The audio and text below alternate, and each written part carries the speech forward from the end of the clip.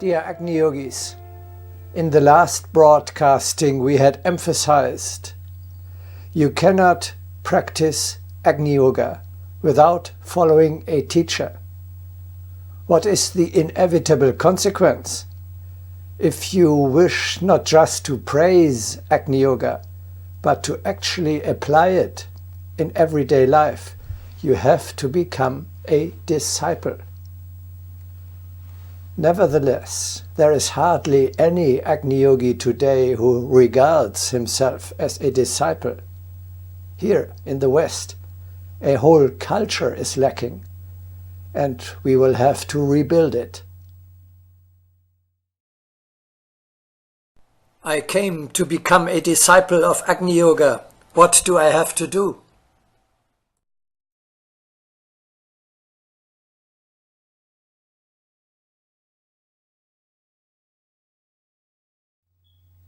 We had already said, your spiritual being is still an infant for the time being.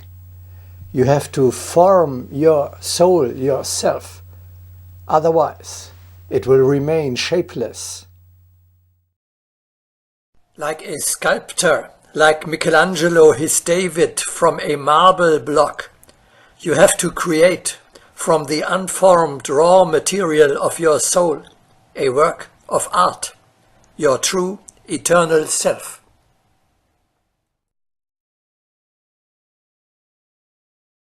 You have to form an ideal pattern and then mold the soul substance by or into that ideal.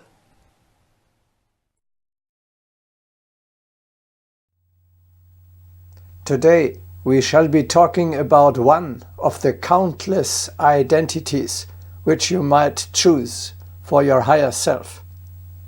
What we are saying also applies to all other roles which you may select. We now let the choice of one of the ideals become concrete, according to which you may shape your eternal individuality.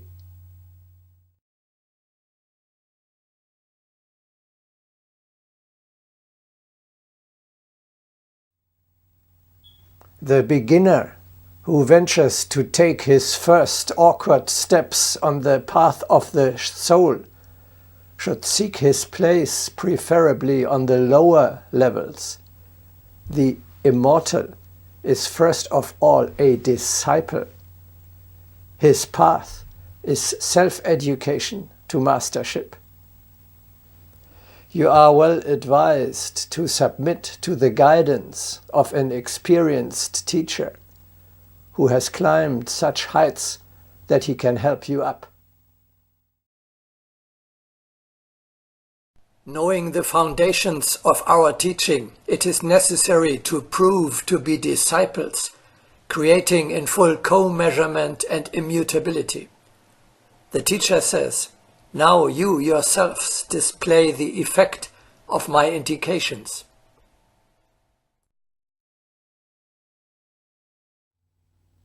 The first position which you deserve is that of a novice of the temple who seeks admission to the order of hierarchy, who has yet to prove himself and still to learn and practice the elementary basic customs of the spiritual path. Thus, the first ideal, the first image of myself that I put before me and strive for is, I want to be a disciple who is worthy of his teacher. Yes, that is the best choice. Being a disciple is an identity to which you can live up in all places, at all times, and in all circumstances, before and after death, in all material and spiritual worlds. In any phase of your eternal journey, in the other world and on earth, you can appear as a disciple of the Spirit, no matter in what perishable personality your soul is just being clothed. Everyone can be a disciple by his nature, regardless of the external conditions. Whether you can sustain this new role on the stage of material earthly life depends solely upon the power of your spirit. When you think like the disciple of a great teacher and meet every situation with an attitude by which you give joy to your teacher, you are a disciple, however you fare otherwise. You take a new position and gain a new self-confidence. Your profession is now that of a friar, a servant of God. Even if you continue to perform in this world functions such as father of a family, baker, or banker. Realize, important is your position, your office in eternity, in the world of the soul. On earth, your transient personality may be a king or a shoemaker, if only your eternal individuality is a disciple. But that is a huge transformation of my life. Yes, a radical change of your Western thinking. Which adult person wishes to become a disciple again? Who is prepared to unconditionally obey a teacher? Who in the West really follows a greater one on the arduous road to the heights? Usually people do not like to be called disciples, but we retain this honorable name even for ourselves. Every teacher also remains a disciple, and in this idea lies co-measurement of the highest degree.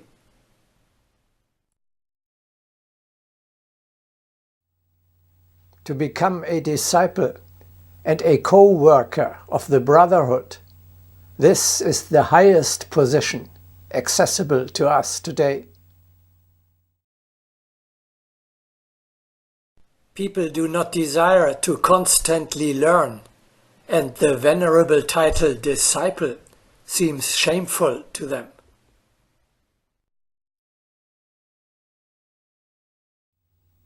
Unfortunately, our materialistic culture ignores that it is the ultimate fulfillment to attach yourself to a greater one and to submit unconditionally and unreservedly to his spiritual guidance. One should follow the hierarch in full trust, just as the hierarch follows his own hierarch. This path of devotion should be loved. One must cling to it wholeheartedly, so that any other mode of thought becomes impossible. Verily, by such devotion worlds are built. One should even learn to live like heroes.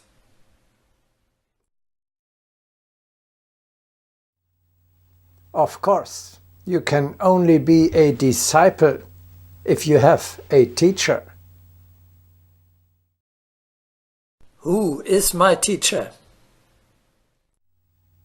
We had already talked about how to find your teacher in the last broadcasting.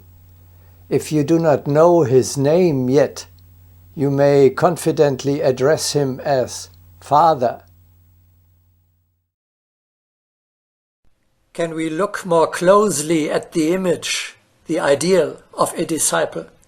Tell me a little more. What makes a disciple? A disciple adores his teacher.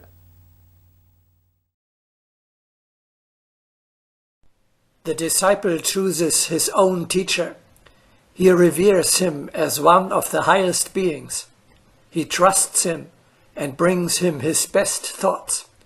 He cherishes the name of the teacher and inscribes it upon the sword of his word.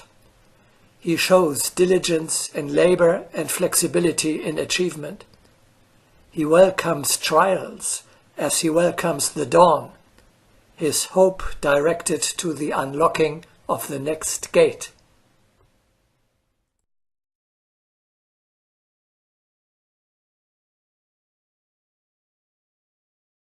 I recall a Hindu boy who had found his teacher.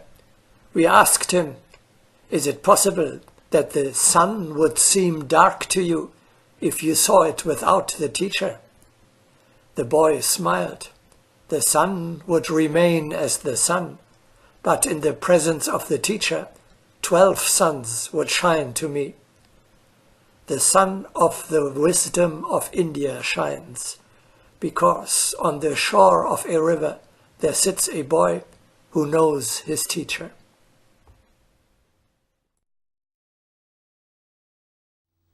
The connection is created through love. You are a disciple, a spiritual son, only if you love your teacher like a father. Whoever turns to the teacher should fill his heart with love, since reverence and respect without love cannot be true. The true disciple is the one who loves his teacher. All conversion is based either on love or fear, but fear is not appropriate where there is striving to light.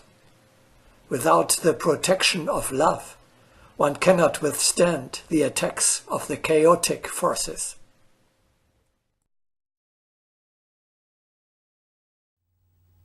In return for unrestricted devotion, you receive protection and guidance on your spiritual path. Your support is the teacher. Your shield is devotion to the teacher.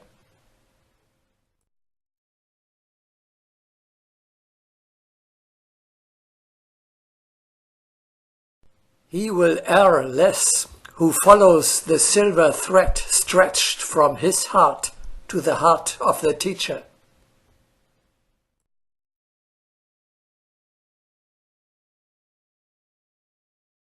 Is there not within you, too, the deep longing to go through life as trusting as a child at the hand of a powerful leader? Of the best that has been said about the relationship between teacher and disciple is Dostoevsky's description of a starets in his book The Brothers Karamazov. Here are just some of the most beautiful phrases. What actually is a starets? The starets takes your soul, your will, into his soul and into his will. If you choose a starets, you renounce your own will and hand it over to the starets in complete obedience with complete self-sacrifice. This test, this dreadful school of life, takes the one who has chosen them voluntarily upon himself, in the hope that after a long trial he will overcome himself and gain such a control over himself that he finally, through lifelong obedience, achieves full freedom, that is, liberation from his own ego, and thus escapes the fate of those who have vegetated their whole lives and cannot find themselves. Here, an unswerving bond is forged between the binding one and the bound one,